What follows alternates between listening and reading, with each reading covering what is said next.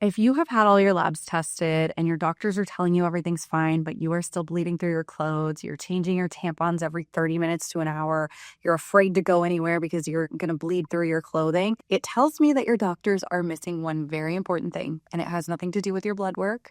It's something that we're actually going to look at in your gut. Because if you're not addressing this piece, you're not going to see progress. You're going to feel tired. You're going to have heavy bleeding. You're going to have periods that last longer than 7 days. You're going to have a lot of clotting. You're going to get fibroids and breast tenderness because we're missing this one piece.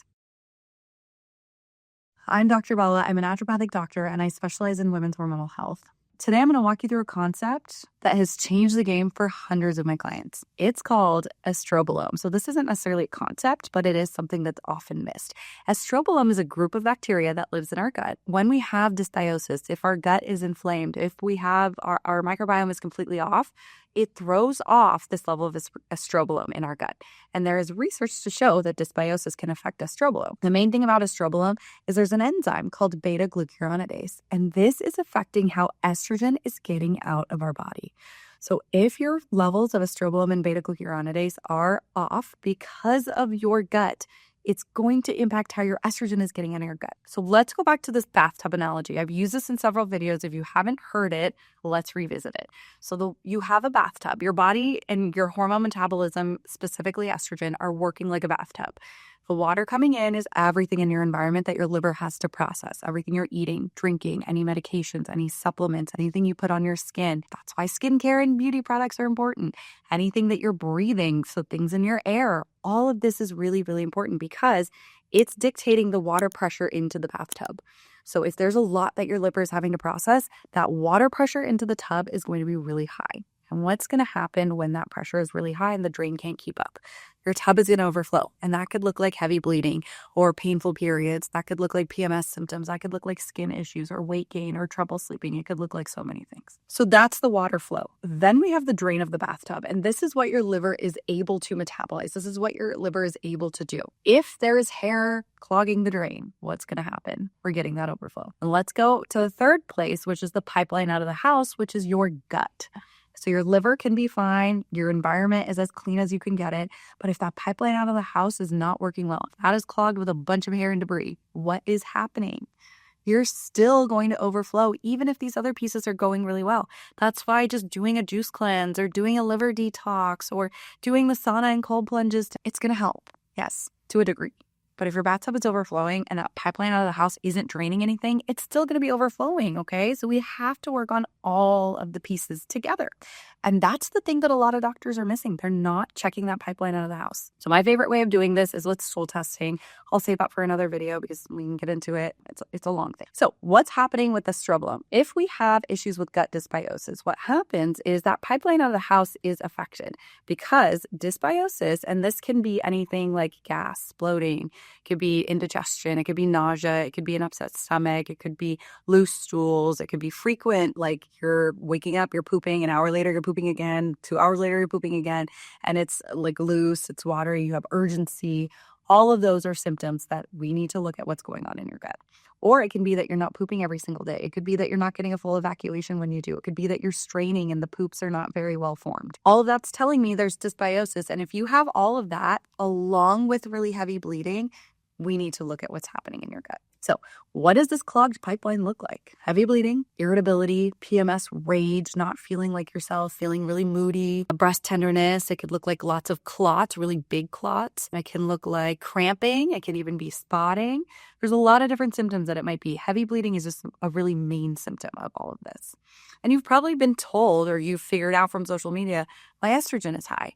But here's the issue. On labs, it might even look normal. And then your doctors tell you your hormones look fine, everything's fine. But you're like, I'm literally hemorrhaging. I'm literally bleeding out onto the floor every single month.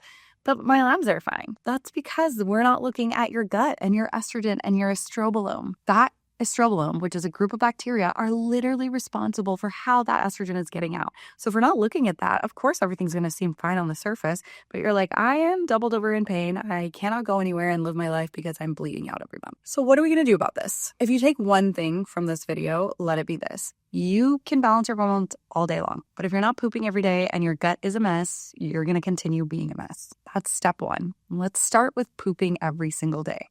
So you can add in chia, 1 to 2 tablespoons of chia in a drink, in a pudding form, with your morning oatmeal, however you want to do it. I really don't care. Add that fiber in. Chia is a really easy and great source of fiber. Another one is going to be flax seeds. Other easy forms are just fruits, vegetables. Get those in on your daily meals. You should be getting about 8 to 10 grams of fiber a day. And guess what? Here's the reason that fiber is important. It's not just to help you poop, but the bacteria in our gut, they need food to survive, right? Just like us, we need food. Our bacteria are also living organisms that thrive on certain things. And the certain things that they're thriving on is fiber. So if we don't feed the bacteria in our gut and you're taking a probiotic, it's useless.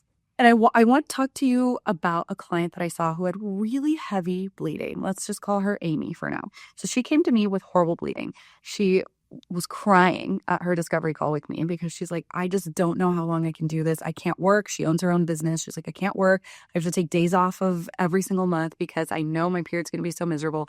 I'm literally hemorrhaging. I'm having to use several pads and tampons and a menstrual cup every now and then to mitigate how much I'm bleeding. And I just don't know what I can do about this. She's like, I've tried all the things. I've changed my diet. I cut this out. I cut that out. I feel like I can't eat anything and I can't live my life anymore. And I'm always afraid of what my next period's going to be like. But here's the thing. She wasn't pooping regularly. So we did the intake. I heard more about her gut health and we found out she wasn't pooping regularly. So that was a really big factor that was stopping her estrogen from getting cleared out. We focused on her gut.